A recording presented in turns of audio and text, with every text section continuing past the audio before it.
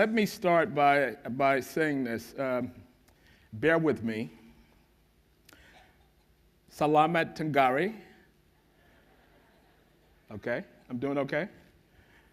Dan Terma Kashi. Karana Mejampu Saya. Drop the mic. Thank you so much.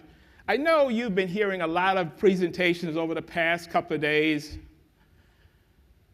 Mine's going to be a little different because I want to focus on you. I'm not focusing on the organization. I do that enough every other day. I want to focus on you and your careers because at one time I sat where you sat, bored out of my mind, trying to figure out what was going to be next. And I said I knew I could not do what I was doing for the next X amount of years. So I tried to figure it out as much as I possibly could.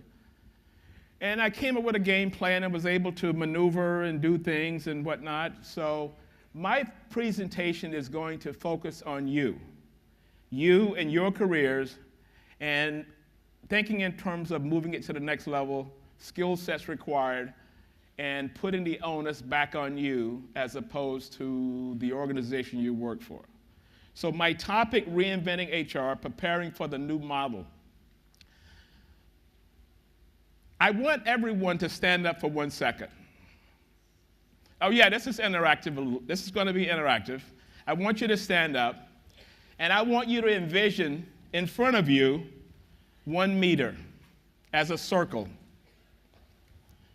And then I want you to envision 1 extra meter as a circle. So that gives you 2 circles. And what we have here is what I'm going to talk about in those 2 circles. I'm not going to go into the top one in panic zone, but I want you to think in terms of when you came here 2 days ago, you came here to move into learning zone. You came from a comfort zone, day in, day out, the work you're doing in human resources, and today you're in that learning zone. For the past 2 days, you've been there. But the mistake we make is when we leave here, we go back to the comfort zone. You have been given tremendous amount of materials and seen excellent presentations over the past couple of days. But it's up to you to take it to the next step. Now, you can go back and tiptoe back into that comfort zone, but I want you to stay from this point on into learning zone, because what I'm going to talk about is how do you stay there? How do you stay there to make your jobs and your lives more interesting as it relates to work now? Only relates to work. And that's what we're going to talk about. Okay, you can have a seat. Thank you for that. A lot of you thought I was going to ask you something, right, when you stood up like that. People are always a little leery when you said stand up and do those kinds of things. Our role in our organization is what I consider as a workforce architect. Strategy is here. We build the dynamics of the workforce based on strategy. That is the new space we're in. That is the new space lots of organizations are looking for. Well, you may not be lucky enough. You may be in an organization that is not looking at your role in that light. This is the new version of human resources. You're the architect, workplace architect, workforce architect. You build and design workforces around organization strategy. I don't care if you're doing process work, payroll, papers, and all these things. This is the new space. And what we're going to talk about is how do you get into this new space? And partly in getting there is to get into learning zone, and every day you spend as much time as you possibly can. Now there's some research backing this up because it says that the average HR person spends 6 hours a week on strategy. 6 hours.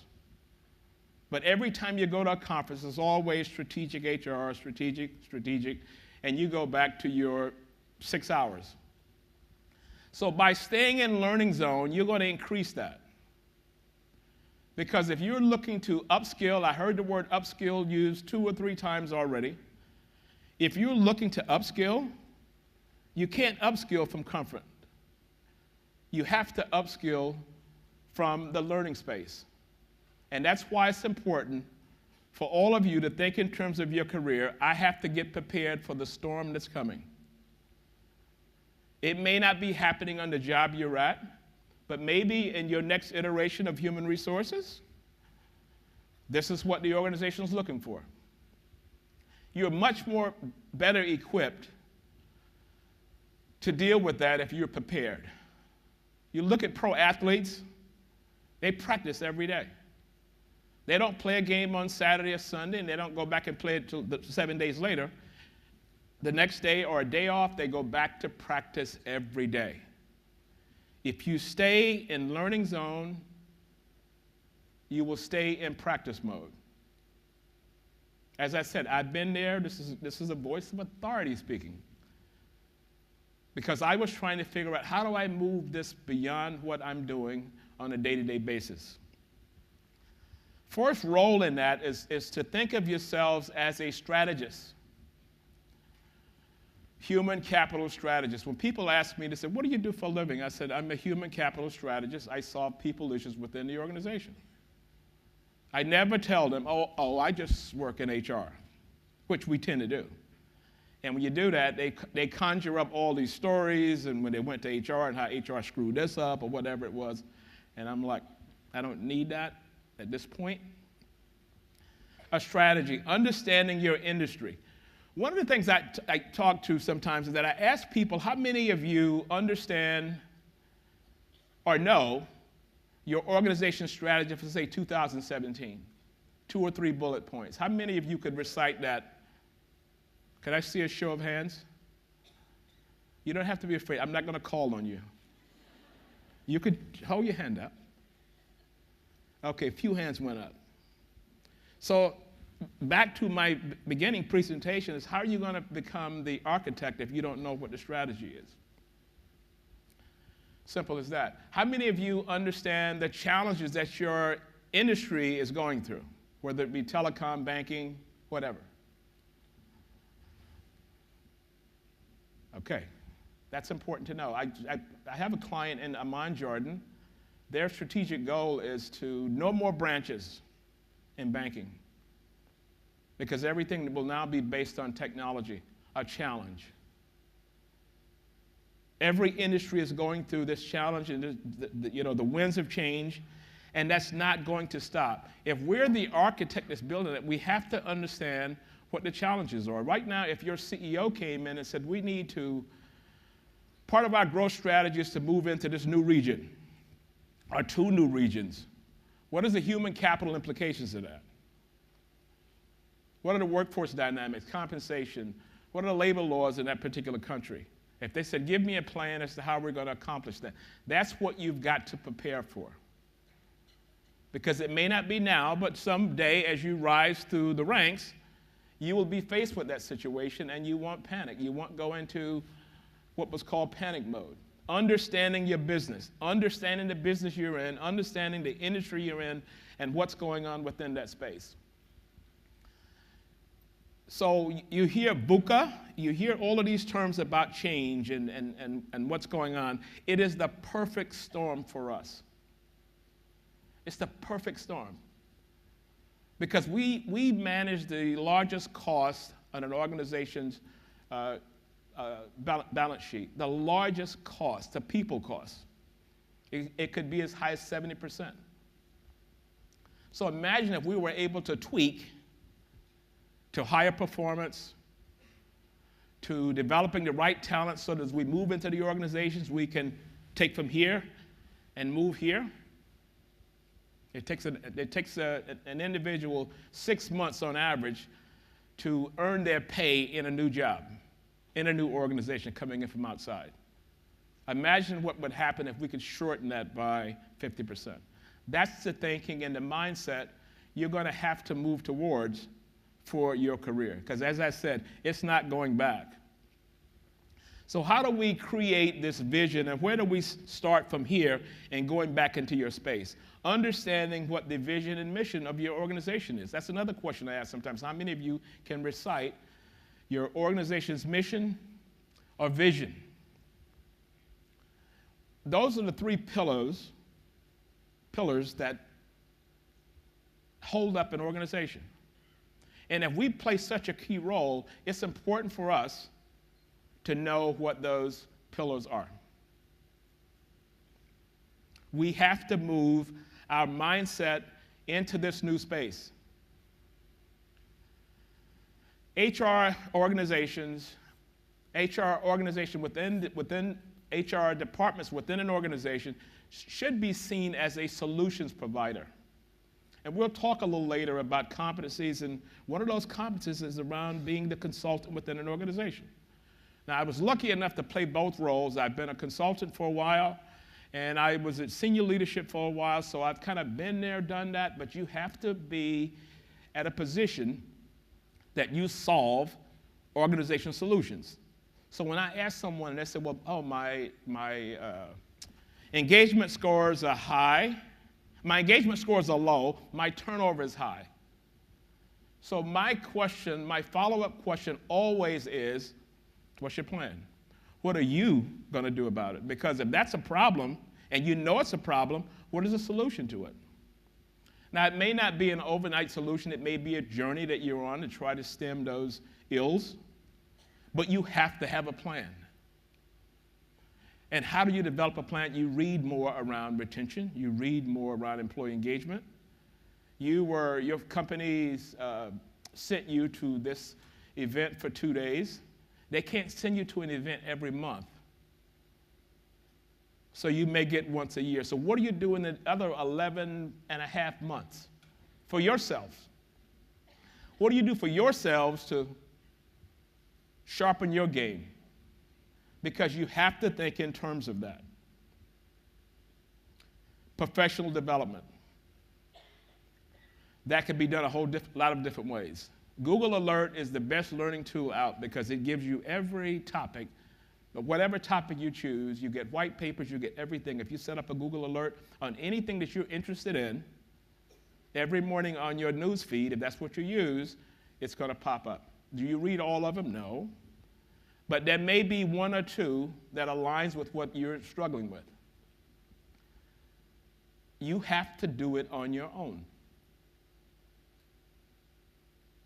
We can't go to classes every week, and if you don't use what you don't use what you've gotten from the class. This is the theory I have on training classes, and I always tell people this, that when you go to a training class, you've got your books, you're writing notes, you're taking a lot of notes, and the 2 days are up. I said, if you ever go back, and what happens, you go back to work, and you sit it on your desk. As work happens, phone rings, somebody needs something, it moves a little further to the edge of the desk. More stuff comes on. Maybe you need a little more space. Maybe you put it all the way over here. But eventually, you may pick it up and take it over to the credenza. If it ever goes into the credenza, folks, it's over with. Trust me. It has to stay in sight. You have to use the skills you've used. Because if you go to a training session and you come back and you don't use it, what was the need of going? So think in terms of how can I better myself? How can I increase my job skills so that I become more marketable? And not only that, but I'm doing more interesting work. If you find that what you're doing is not maybe up to your skill set or you could do more, you have to prepare for more in order for that to happen. Lots of companies today, Google for instance, all hiring managers will get extra points if they hire someone outside of the human resource spectrum.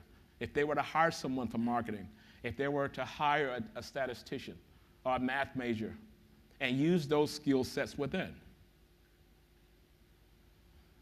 You may have people in your organization that's in another, could be in finance, would be a great analytics person, which is one of the skill sets we're going to talk about to move into that space. So we have to think in terms of what's next, how do I get there ahead of time, because we have to raise our game.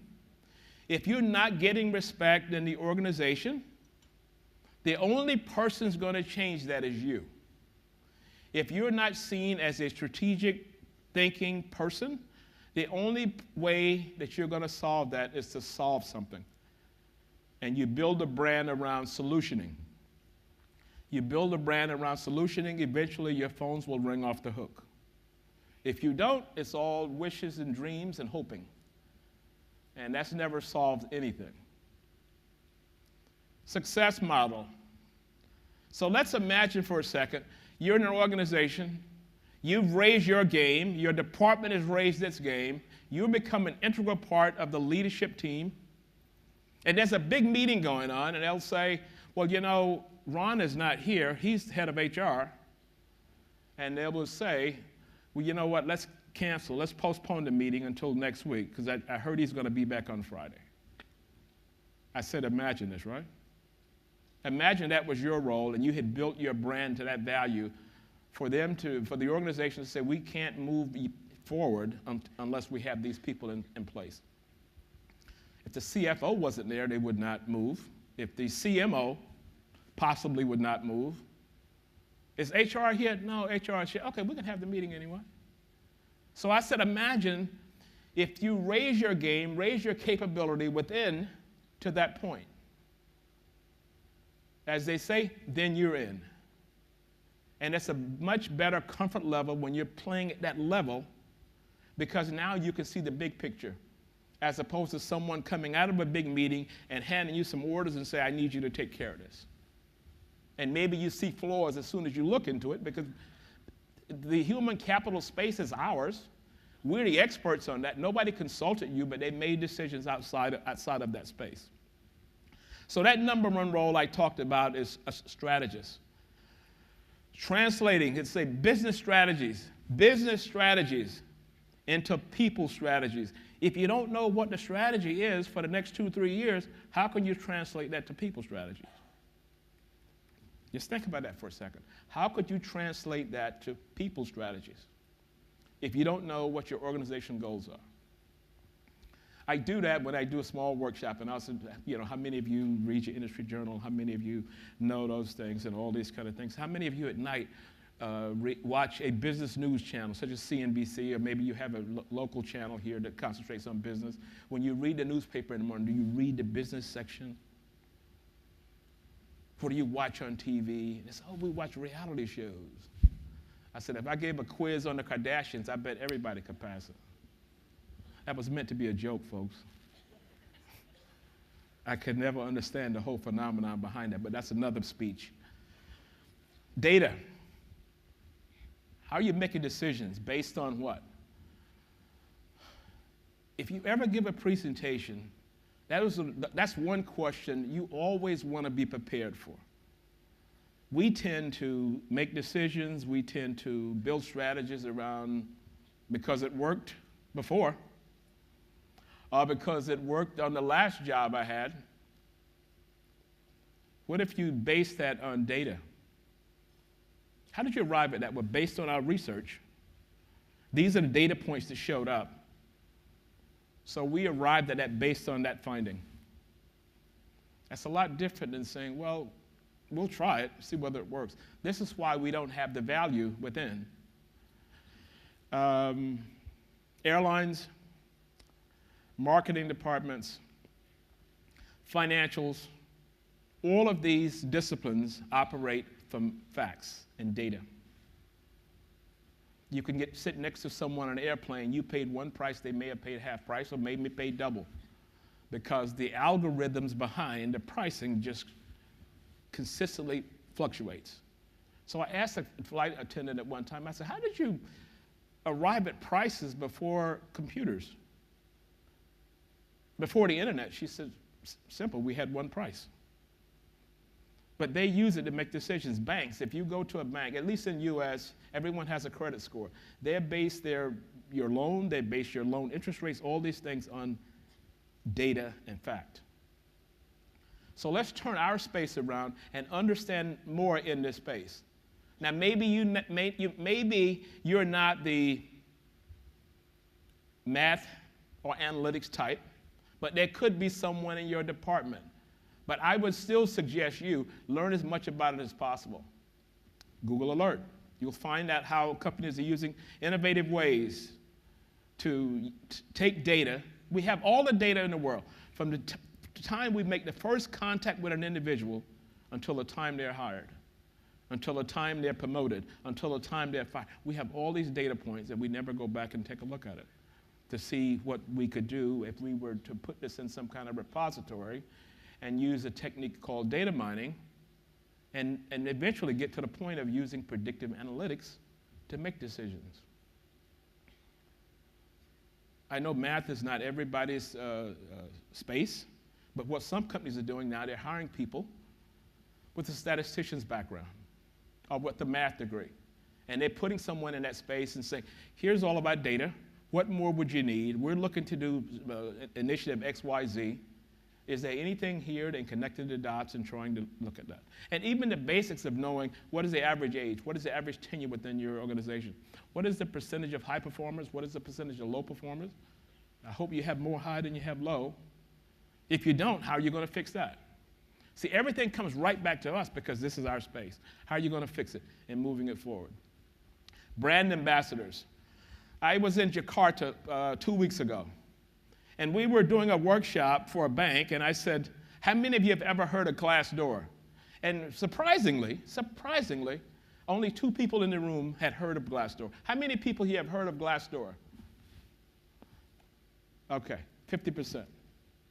The other people didn't hold your hand up. I want you tonight or sometime today, I want you to go to glassdoor.com and type in your company's name and see what shows up. Every employee you have, when they walk out that day, they are ambassadors for your company. Brand ambassadors. Someone were to come to them and said, you know, I would really like to get a job working at your company. So my daughter came to me in her senior year in college, and she said, Dad, she said, you know, I really want to work at the company. I was working for Martha Stewart at that time. I was Vice President of Human Resources. And she said, I want you to see if you can get me an interview to work there. Your daughter, son comes to you and asks you about coming to work for your company. Would you say, come on in?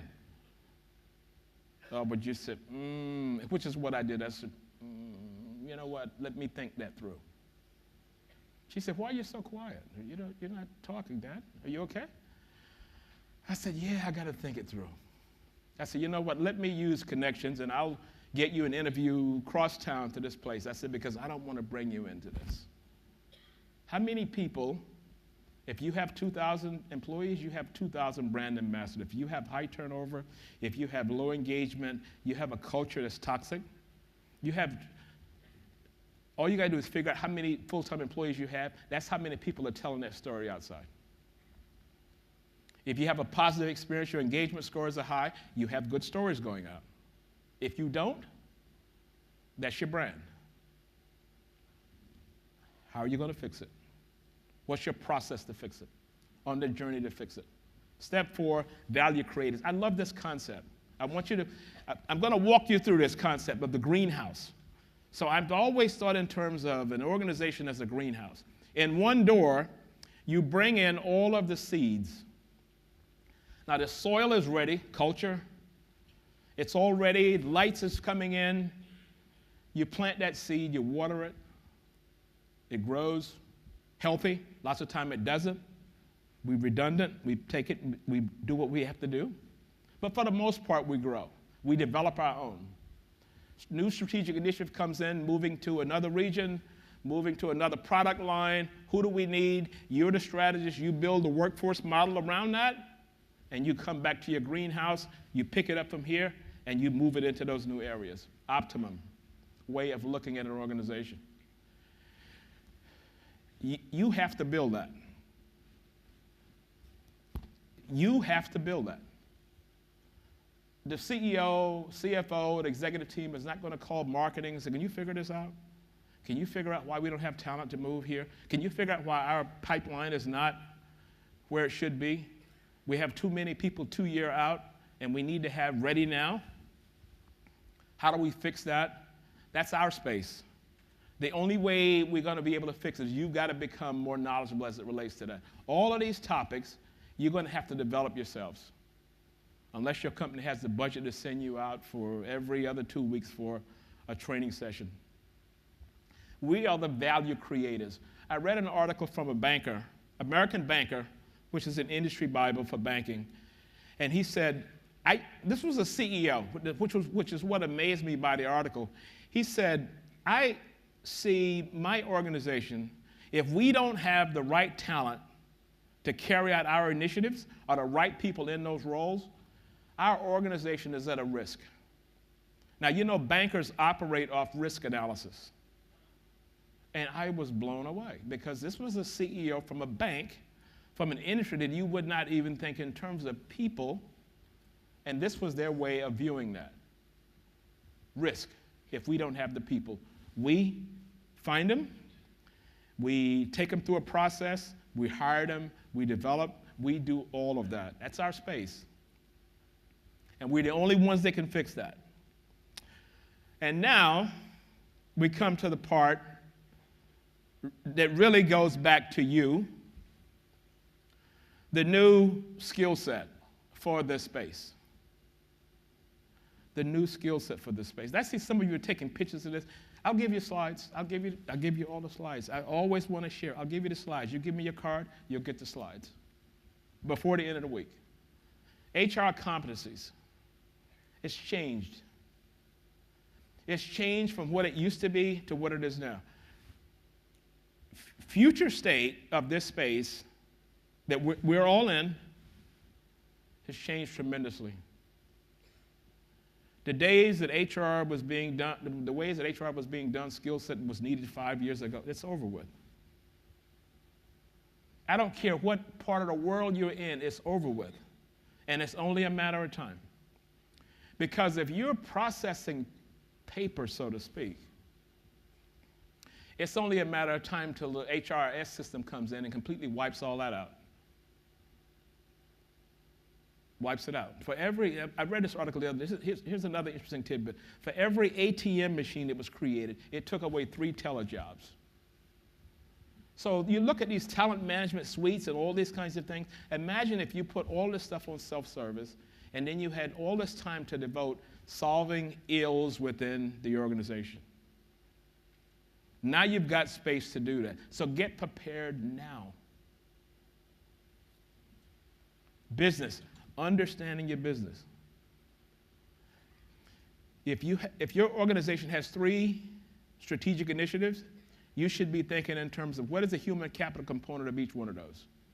If number 1 is to move into a new region, how's talent look within that equation? Or to come up with a new product line, how's innovation look? How do you create an innovative environment within an organization? How do you design a culture that's innovative? All of this is ours.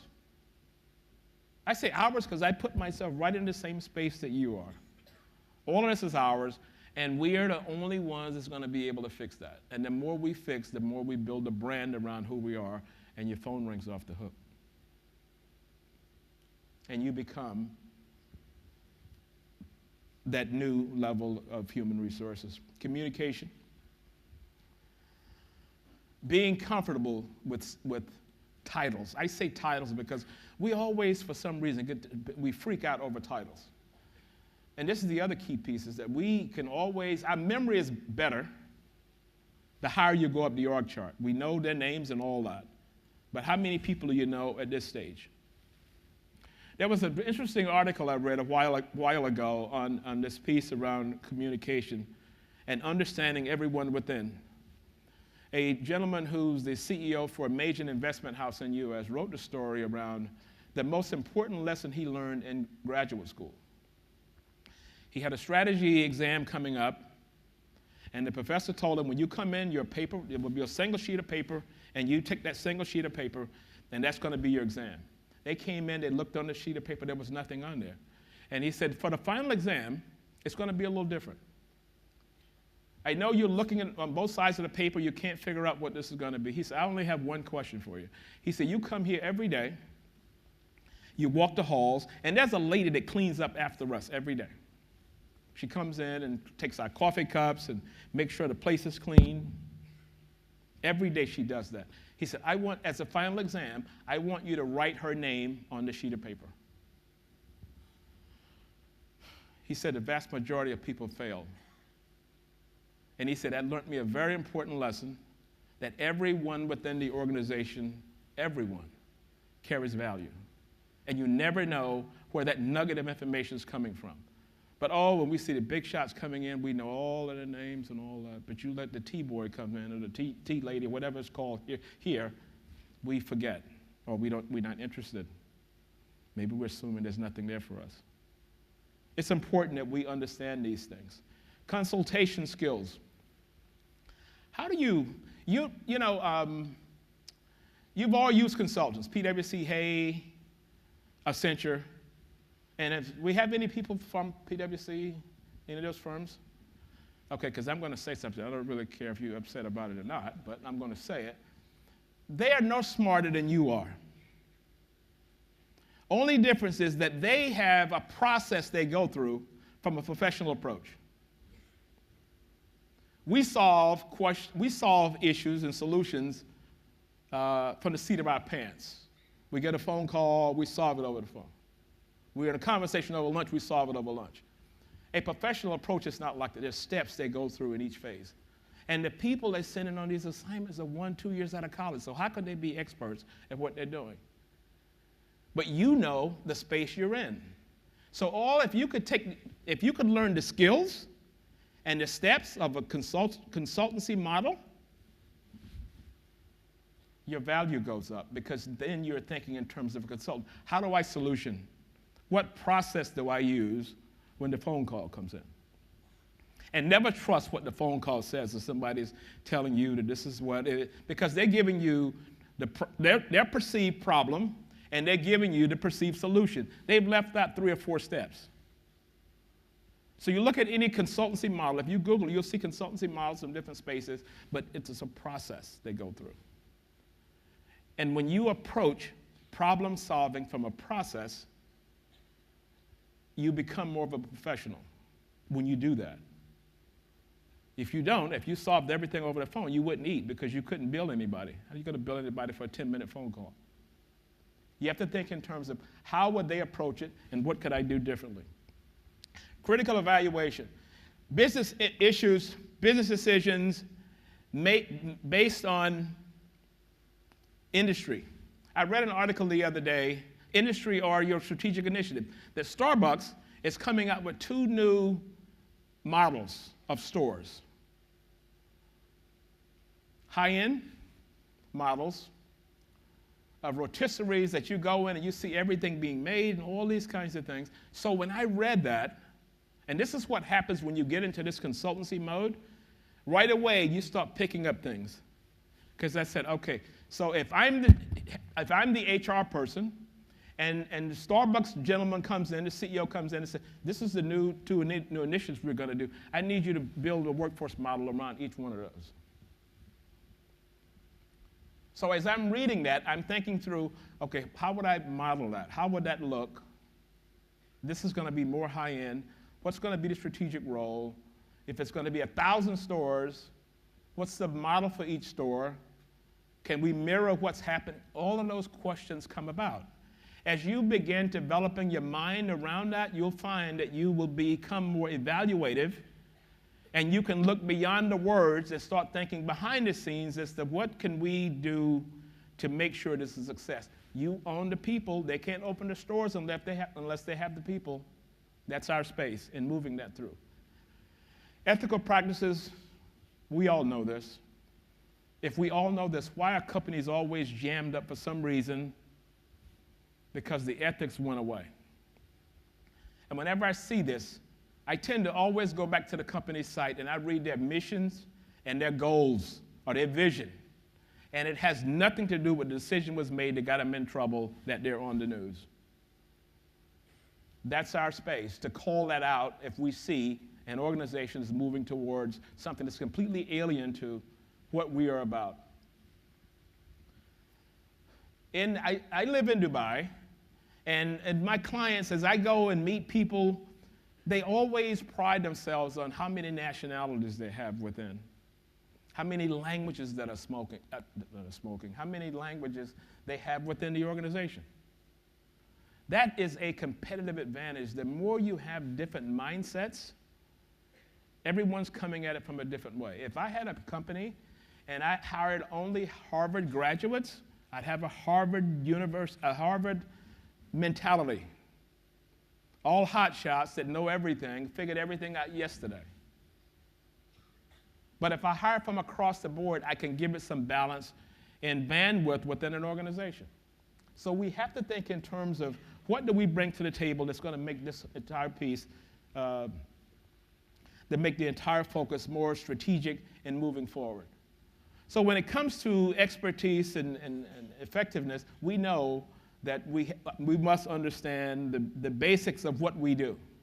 But in a lot of cases, a lot of this here, a lot of these points are becoming automated. ATS systems track solo resumes, and it spits out what you need to take a look at. Employee handbook. I saw a company the other week, and I think I was telling someone the story. They took their employee handbook and they turned it into a comic book. And I'm like, wow, this is really great. I said, how did this go over in your company? He said, it was great. All the young people loved it. He said, but the old people said, why are we doing this? I still like my old employee handbook. I want that one back. I don't want to use the new one. I said, forget about them. Worry about the new dynamic that's coming in. These people are going to complain about everything. Forget about them. Their day is over with. Leadership navigation. Leaders, standing up for what you believe, understanding the importance of leading or managing people. When we were all kids, there were two words that our parents drilled into us. What do you say? Thank you. What do you say? Thank you. By rote. I mean, they could kick it off just like that. But somewhere between that and managing people, they forgot. And you see all these leadership models and all these theories. You know what? Just understand the basics of connecting with people. That's what a real leader is about. Understanding the basics. Thank you very much for the job you did. I really appreciate the work you do. You can still go to these theoretical, all kind of, but it all comes back to how do you connect? I see so many apps on the street, the app you can engage with your employees more. So someone called me up and they said, would you be interested in learning more about this app? I said, well, this is what I don't understand. I got to buy an app to send someone a like for a job they did, and I'm sitting with it for 8 hours? Why would I need an app? Why couldn't I just go over and say, you know what, thank you so much. I think you did a great job. Technology is not the solution for everything. When it comes to people skills, we have to develop for that. And in a lot of cases, our managers aren't equipped. 70% of Gallup surveys, 70% of the dynamics within an organization is based on two concepts: manager, people. Manager and the people they direct or manage. You fix that, you'll fix your engagement. You develop your managers, you'll fix your engagement. Understanding the relationships. If you're a consultant, relationship management is very important because these are your clients. There's hand-holding. They're speaking up when you need to speak up, but understanding the basics of managing a professional relationship are all key competencies that you're going to develop yourselves in that space. So, as we come down to, if you've ever, in New York City, where I live when I go to US, everybody's always rushing to get the train. So I gave you basically a run-through as to where this space was headed, and the train is on schedule, it's pulling out of the station, and it behooves each one of you to make sure you're on this train, because your career is going to pass you by, and you may not. How many of you can't wait till Monday morning comes about? You said, oh my God, it's Monday. No? Can I see a hand or something? How many of you said, oh, thank God it's Friday? Let me see hands on that. Okay. You turn this around, you'll say, man, I can't wait till Monday. Is it Monday yet? Because I'm going to go back to what I enjoy doing. See, there's 3 stages. There's job. This is what we look for. This is a job coming out of school. And then we may find and say, you know what, I'm really liking this human resources. I'm really liking this accountancy. I'm really liking this. But once you get to that stage called calling, it's not work anymore. You can work 7 days a week. So I was asked by Rowena, where's Rowena? Where's Rowena? Hold your hand up, Rowena. I was asked by Rowena. She said, Ron, what do you do on your day off or whatever it is? I said, I work. I work 7 days. But the weekend starts in Dubai, in the Middle East, it starts on Sunday. And I'm sitting around on Saturday afternoon. I said, man, a few more hours to go, and I'll be back into the zone. Thank God it is Sunday. So I want you to think in terms of, if you get this right, it may take you a while to say TGIM, but you'll say eventually, oh, I just love what I do. Is it 8 o'clock at night yet? Oh, I'm still working. I'm loving this. I'm ready for Monday mornings. If you reinvent your career, you can love this space you're in. If you don't, you have a miserable existence. You will not enjoy any of the scenery on this train because you're going to hate every day, and you're going to always live for TGIF. It's over with for the week. Now I can do something I enjoy for 2 days. And then Sunday afternoon, I get the pit in my stomach and say, oh, geez, it's almost time for me to go back and deal with this thing again. If you become more strategic, folks, and learn new skills, you can reignite and reinvent your space. So with that, I thank you for the presentation. I thank you for listening, and I thank you for coming back after lunch and not falling asleep on me. I think now we're going to open it up for questions. Thank you. Yes, we are, Mr. Thomas. We do have questions via Slido, so let's see if we can get the Slido web application up, and we got a couple up there already with likes. Hi, Ron, as a strategic partner, how do we cope with the strategic plan when our top management comes out with ad hoc and urgent assignments? Okay. You never lose track. That'll always happen. In a perfect situation, it's going to happen. Something will pop up. But you don't lose focus on the aspects of trying to stay in that space. You're going to stay in that space with a strategic plan and continue working on that. So you got sidetracked for a day, 2 days, or a week. This is your space, and you have to stay there. Because you get a pushback, which you always will, once you try and enter this space, it happens. But that is not the reason for you to give up. You stay at it. Now, if you find that's continually happening, and you wanting to be in a new space, and you keep getting rebuffed, you're at what I call a career crossroads, and I don't think I need to explain that one to you. But if the space, you've figured out the space that you want to be in, nothing is going to stop you from that.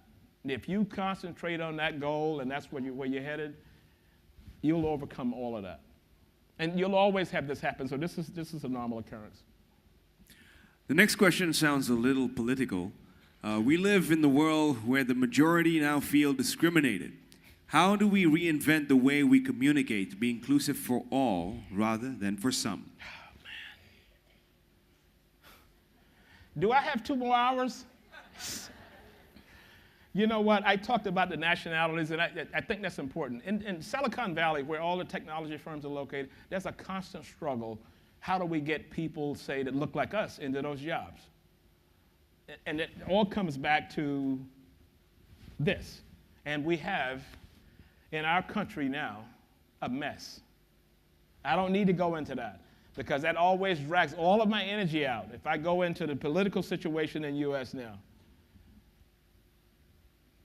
this is the world we live in. I don't know, I wish I knew of a solution to this as it relates to discrimination and all these kinds of things. But I always err on the side of, if you continually bring value, someone is going to notice that. I just suck it up and move on, because somewhere along the line, someone is going to realize that you have value, you have talent, and they're going to hire people. Now this is what I noticed the difference between, say, U.S. market and, say, Middle East, where I am now, and I've worked in both. The UAE and in these countries as Asia Pacific region, you look for talent throughout the world. In U.S., they look for talent within the states. They don't look without. And as it relates to visas and all that's going to be shut down as soon as this guy gets in office. Trust me on that one. Don't even take me there, because I'm having a good day. I'm feeling good here, but that's going to wear me out.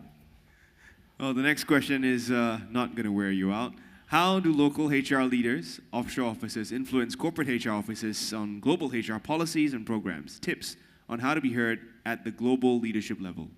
Well, if you said local HR offices, that's still a part of the global space. So whoever is maneuvering and in charge of that, that's their role to make sure that every part of that structure is heard.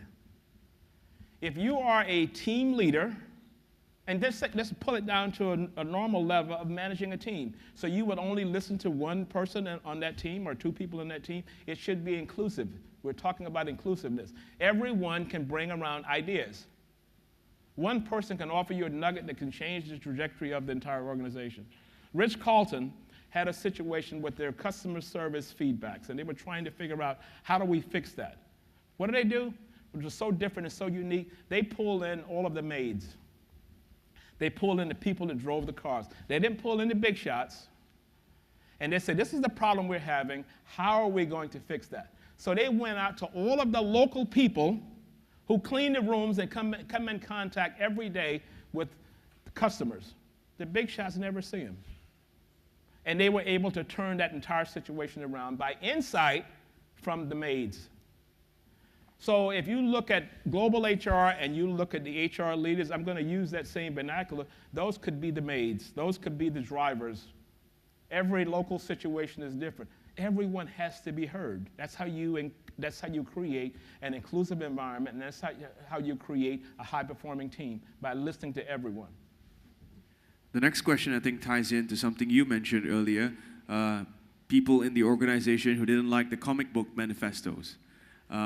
These are old HR practitioners who can't move on to new systems and improve their competencies. How do we tackle this kind of stuff? I look to see, if you look at your demographics of your organization, what you will probably find is that the demographics are skewing younger.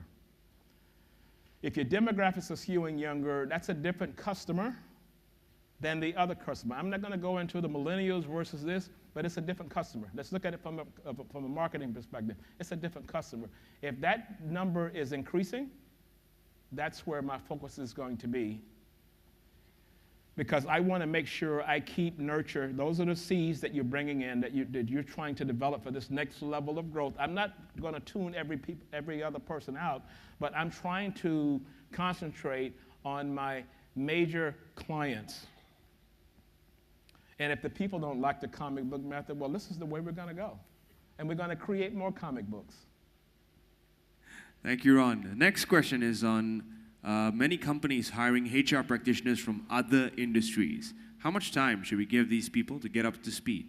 Well, I think that's important. I think that's important because you're bringing a different lens. I use the Harvard analogy. So someone told me the other week, they came from pharmaceuticals, and now they were working in retail. And she said that she questioned a lot of the ways that they were doing business because they did it differently someplace else. The more you bring in different areas of thought, the more you are able to have a coherent discussion to see whose argument wins out. So we have to think in terms of bring more people to the table that may not have been worked in HR for 4 years. You see these job descriptions that must have 4 years of HR experience. I'm thinking, who came up with that? With 3 years work, maybe 2 years, and 2 years must be industry-related experience. Get away from that, because you want to be, if you want to be innovative, you bring in different people from different areas of expertise or different industries. What will be the right methods or strategies to align people's agendas in meeting global, regional, and local business strategy for an organization? Okay, that's pretty easy. If you look at if you go back and figure out what your organizational initiatives is, there's a people component in every one of those bullet points. And if you had to think through how could I connect the people strategy to that, whether it be local, whether it be regional, there always is. There's a technique I use that's called point-to-point alignment.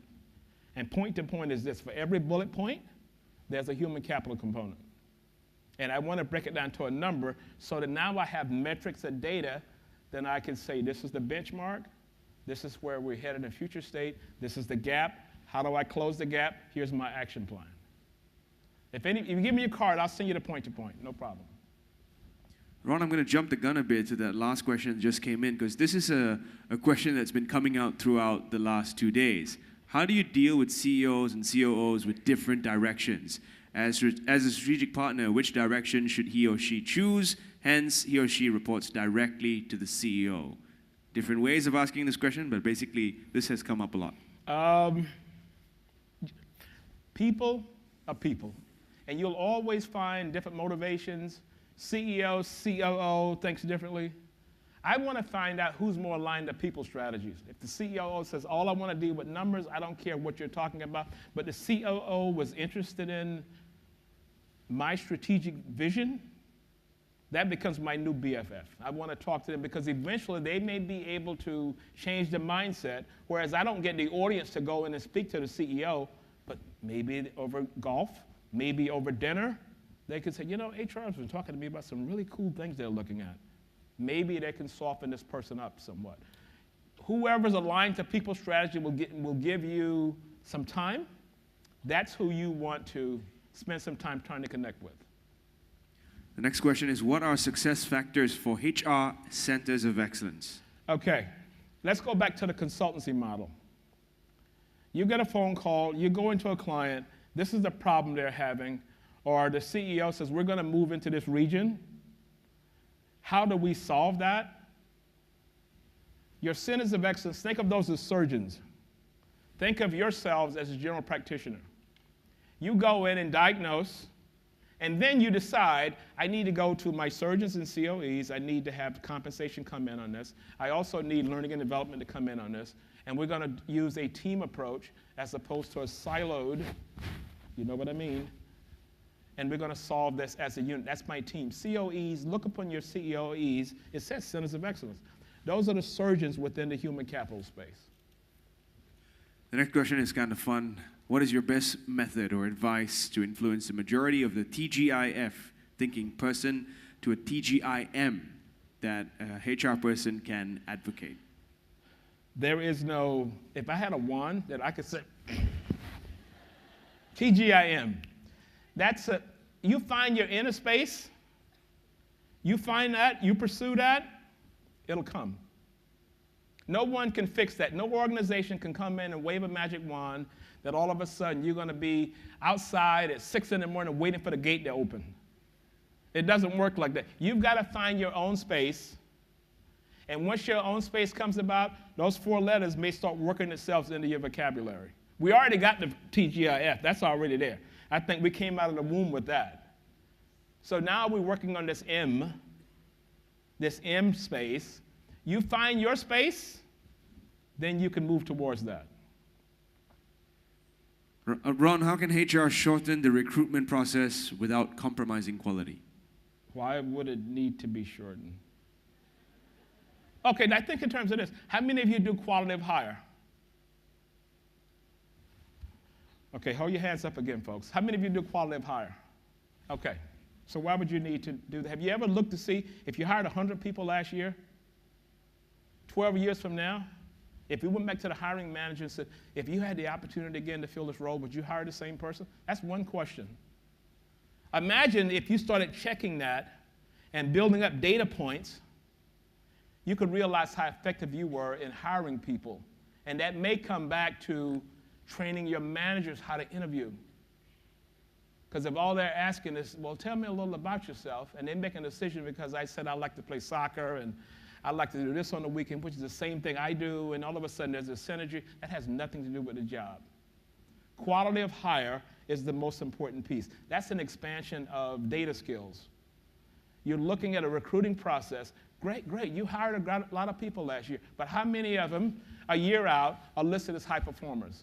How many of them are listed as mid-level performers, and how many of them, God forbid, are low-level performers? You hired them. They didn't come in and command the job, just showed up and took the desk. You brought them in. Your job to figure out whether the quality is there over a period of time. If you find that that's trending upward, you need to go back and look at your process for interviewing people, because someone gave them the job, made them an offer. They just didn't show up. What would be the ideal ratio between HR staff and employees? You know what? That's another one. Whatever's effective. Because I've read so much space on this, 1 to 100. So if it's 150 in your organization, does that mean you're wrong? No, that depends upon the industry, the culture. If you're just starting out and you're building a business up from scratch, look at the roles within the space to see whether, if you're building it from a consultancy perspective, a real HR business partner unit. So you think a Deloitte would say, we have too many customers. We have to get rid of some of our customers because the ratio is off. It's about solving issues within the organization. Don't get locked into because someone says it's 1 to 200. Where did they arrive at that? So my question would be, every time I read that, how did you arrive at that? And what makes that so effective? Was that only based on your industry, your company, the culture of your company, whatever? This question just came in, but already it's quite popular. Can you share your working experience in Dubai, how you manage the Emirati workforce versus the expats, gender, equality, and cultural diversity? That's a mouthful. That's another 2-hour presentation. That's 2 2-hour presentations I got to come back to do. Okay, I lived, first of all, I left New York City to come to Riyadh, Saudi Arabia. Okay. Normally, if I say that in the Middle East, everybody laughs because they know what I mean by saying that. So I lived there for 2 years, and then I've been in Dubai now going on 2 years. Expats is kind of an issue. That's why all Middle Eastern companies, they have this nationalization model that you have to hire so many nationals to try and challenge this expat. In other words, it's the same as a company. If every time you had a major job open, you were to go outside and hire an expat, so you're saying that you don't have quality people within your organization. Because every time there's an important role that comes about, you have to go outside to get it. So if you, going back to the greenhouse, if you were developing people and you had your succession plans already set up, you had the pipeline and all of this, you wouldn't have to go out and hire all these expats. So a lot of companies today are pulling back from the expat space, or they're hiring expats to say your role in doing this job, but to take the next level of national talent and build them to a point that you can move, beyond that. So the other piece of that was gender equality. I'm very, very big on this. This is opening up. In Dubai, it's not a problem. In Middle East, in Riyadh, it's a problem. One of my clients is a major company, 22,000 employees, and we were in a workshop one day, and I said, by the way, what is the gender breakdown here? And everybody looked at themselves. So I knew something was up. I said, let me see how they're going to answer this. So they said 0.0003. So I'm not that good in math, but I know that didn't sound good. So I said, what is the 0.003? He said, we have 3 women. I said, but you told me earlier this morning you had 22,000 people. He said, yeah, we have 3 women. So I didn't know where to go with that. I said, what do I say now? This is a client. I got to try and dress this up as much as possible. I said, all I can tell you is this. I said, things are changing. That is your future workforce. How are the policies and work rules that you have in place going to change with this new client or new customer base you're going to have if the nationalization rules say that you need to have 20% more women in the workplace by 2020, or whatever that is? And that's how that whole thing starts. So that's a challenge there. It's not a challenge as it relates to Dubai, because Dubai has always been kind of an open, you kind of hang out and do your own thing. And as long as you don't hurt anybody or break the rules of law, you're pretty cool.